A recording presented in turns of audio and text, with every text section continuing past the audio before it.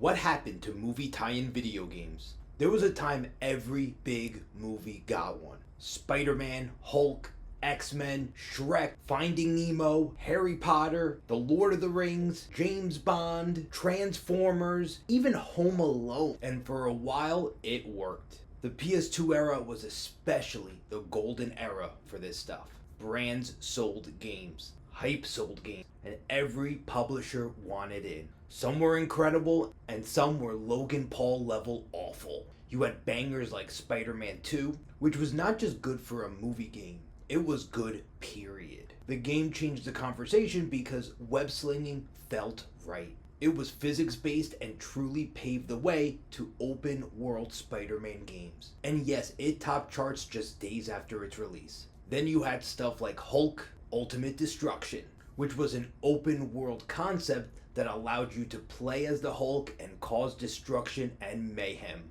What more do people and kids want out of a Hulk game? And then there was the garbage, so bad you would think it was made during a hostage situation.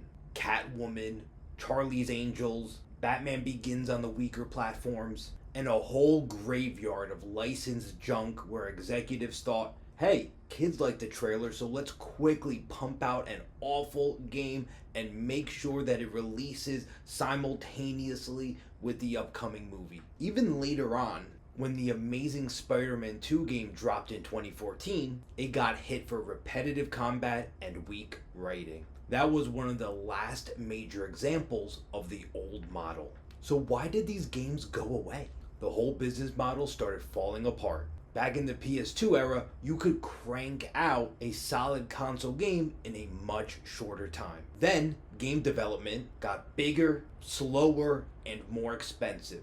Movies still had fixed release dates. That meant tie-in games kept getting rushed to meet the film's release date, and rushed games usually play like trash. Publishers finally realized they were paying huge licensing costs, burning development teams, and shipping mediocre products that got smoked by original franchises like Call of Duty and Assassin's Creed. EA got out of the movie game business first, and by 2013, Wired was reporting that Activision was backing away from big budget licensed console games too. That was basically the funeral. And if you want the closest thing to a last true major movie tie-in game, it's probably The Amazing Spider-Man 2 in 2014. Even Transformers Rise of the Darkspark came out in 2014 as the official Age of Extinction tie-in. But reviewers pointed out it was not even a direct adaptation of the movie. That tells you how messy the format became. In the future,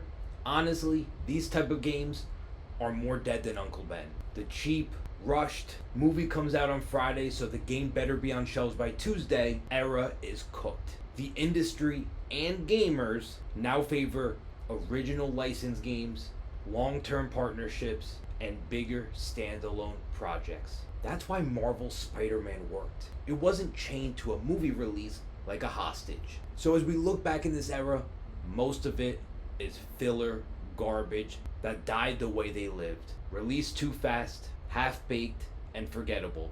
But some of them changed the video landscape forever. Subscribe if you enjoyed the video.